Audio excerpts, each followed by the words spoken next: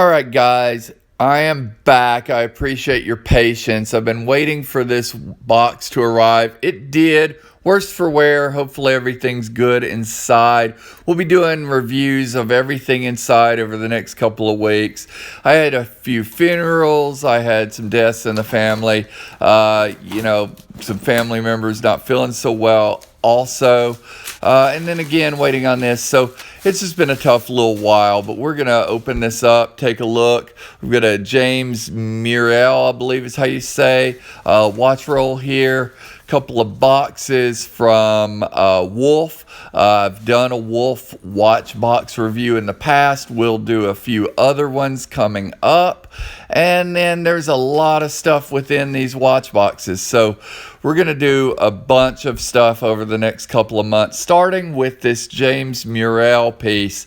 Not just this watch roll, but the watch that came in it and the strap that came with it. Hope you'll stick around. I appreciate your patience in me getting another video up. It's been kind of a crazy couple of weeks, but my buddy Wrist Gaming sent me a ton of stuff to review along with these watch boxes I purchased. I'll start with the watch roll.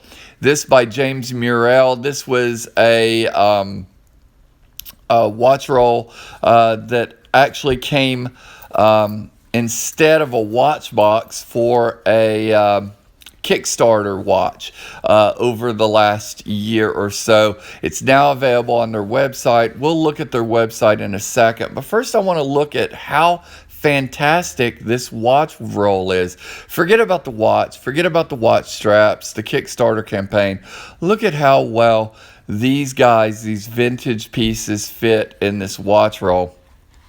I have a sort of soft spot for watch rolls. I've given a watch roll away on the channel. I'll probably give another one away, possibly even this one for that matter. Watch rolls are a great way to travel. You don't have to check them with your luggage. You can keep them in your breast pocket if you're wearing a suit.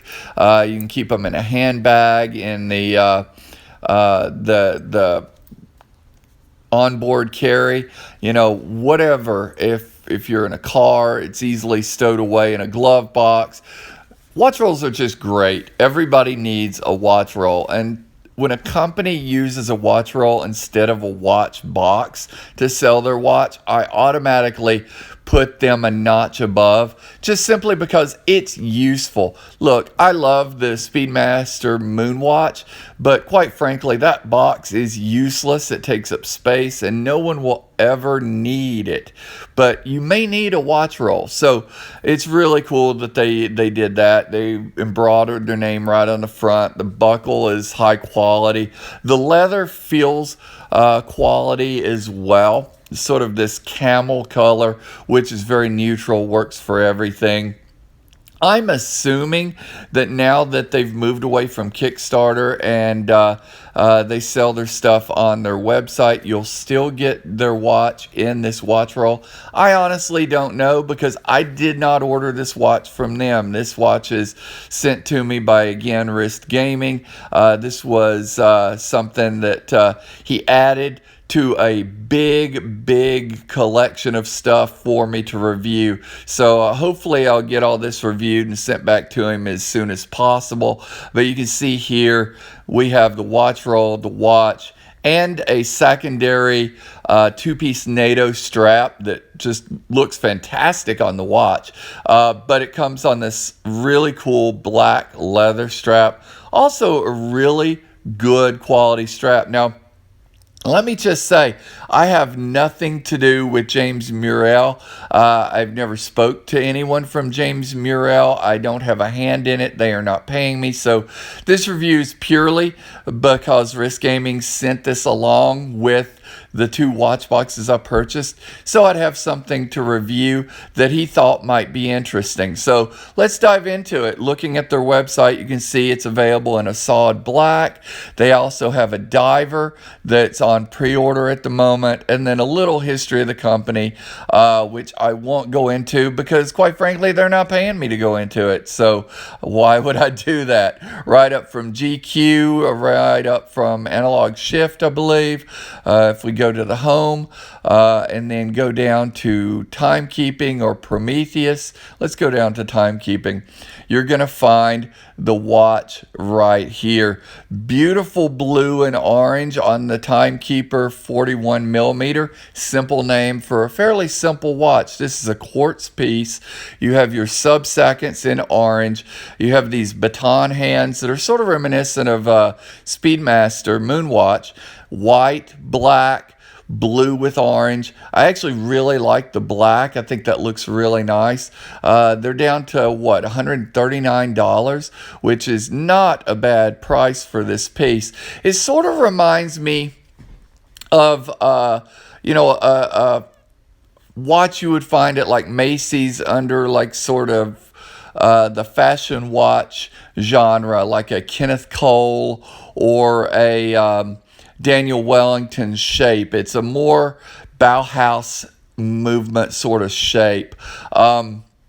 If we go into this one is one they haven't come out with yet. It's called the Prometheus. It's on pre-order right now for 400 something. Really cool looking 40 millimeter diver. I might be tempted to pick one of these up in green. I like the black, but something about that green. The blue looks nice as well, obviously, but something about that green is just really cool. It's a different green than what most watch companies seem to do, and I like that steel bezel on the outside. Sort of gives it a little bit different look than a lot of divers. If we click over to look at the lume, you can see it actually looks like it's got a pretty good lume shot. So I may reach out to this company, see if I can't do a review on this watch, because it actually looks like quite a cool watch. But at any rate, we'll see. It's a pre-order. I don't know exactly when it's available because, quite frankly, I haven't dived too deeply in, but they also give you a really cool case with it. Looks like it's going to be a domed sapphire crystal, 316L surgical grade stainless steel. So this is not your Daniel Wellingtons or your Kenneth Coles, guys. This is actually a decent material. It looks like a pretty decent watch. So I was only speaking to the style, not the actual watch itself. But as I said, I don't have a hand in this company. I've never even spoke to this company. It was just sent to me to take a look at. So let's take a look at it. Getting back to the one in question, the Timekeeper, I received it in one of the watch cases that we'll review in the future that I did purchase. Screw-on case back, stainless steel, which is already an upgrade from the fashion watches I mentioned. You have a quick release strap, which is also already an upgrade from the fashion watches that I mentioned. I like that the sub-seconds is a different color than the main dial. Makes it really easy to track those seconds. Quick time setting, not the quickest time set, but it is very smooth and easy to turn. They did use a movement that is a single pull. It's not like you have to pull it twice because there's a date wheel under there. There is no date on this watch, and there is no date wheel below it. So it's a single pull for set, single push to lock it in. And you have this blue dial, which is sort of a royal blue, sort of a blue jean blue, very thin, squared off case with these extended sort of wire lugs, which fits really good on the wrist for its size. I had a Kenneth Cole that was near exactly the size and shape, so I'm wondering if they took that inspiration from them and just haven't set it. But I do actually like this. I'm not a huge fan of quartz pieces. I'm not a huge fan of the Bauhaus sort of style, but I think they've done this well. I like that they've added the screw-on case back instead of a pressure back. I like the wire lugs. I love the quick release. You can see how easy that is to remove. Just makes life so much easier. It's almost criminal that all watch straps are not done that way. This one with the name right on the clasp, so you have the adjustable keeper and a solid keeper, and then you have your case back, which denotes, it's movement, its name, its crystal, which we won't get into. You have the printed or engraved, what am I trying to say? The engraved crown, sorry. And then back to that blue dial again. Let's put this strap on. This is really cool. Now this does remind me of like a Daniel Wellington style. You have a really well made two-piece NATO. You still have the signed clasp. But on this two-piece NATO, it screams sort of Daniel Wellington style to me. But again, much better watch than what you get inside the Daniel Wellington. Much better case materials, much better case itself. Just a really cool little fun piece at under $150. And outside, you can see that light. You can it really brightens up that dial. You can see that royal blue, that orange is really bright. It gives it a great pop. I really like the baton hands. When I first looked at this, I kind of thought the baton hands were sort of, I don't know, a little small, a little thin, but with the wire lugs, I think it really works. It sort of blends in. I think if we had larger hands on this dial, the wire lugs wouldn't make sense. If we had bigger lugs on the case, I'm not sure that the baton hands would make sense. But as it stands with both the wire lug and the baton hands, I think it works really well. What doesn't work really well is its loom, and we're going to take it inside now, and I'm going to show you a loom shot, and you'll see what I mean, because it's well, let's just look. Yep, that's it, guys.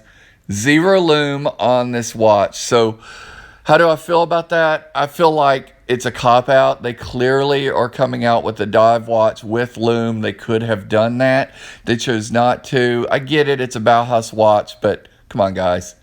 Put some loom on this thing. Short of that, for $150, I think it's a great little piece. I love the case. I think the case itself that it was received in is maybe what's leaning me toward loving it. But you get a lot for $150. Two straps, a watch roll that would probably be $60 in itself, a watch that is a good timekeeper, being quartz, easy to read with the sub-second dial. $150, I think it's great. If we're asking, 2, 3, 4, like a Daniel Wellington, I would say no. But with the price that it is and all that you get, yeah, I think it's great. I'd love to see the all black version. I'd love to see the other colors. But I think we've got a good selection here to kind of get an idea and a good feel for the company. It's enough to make me want to look at the diver that they're coming out with. Is it a watch that I probably would have purchased?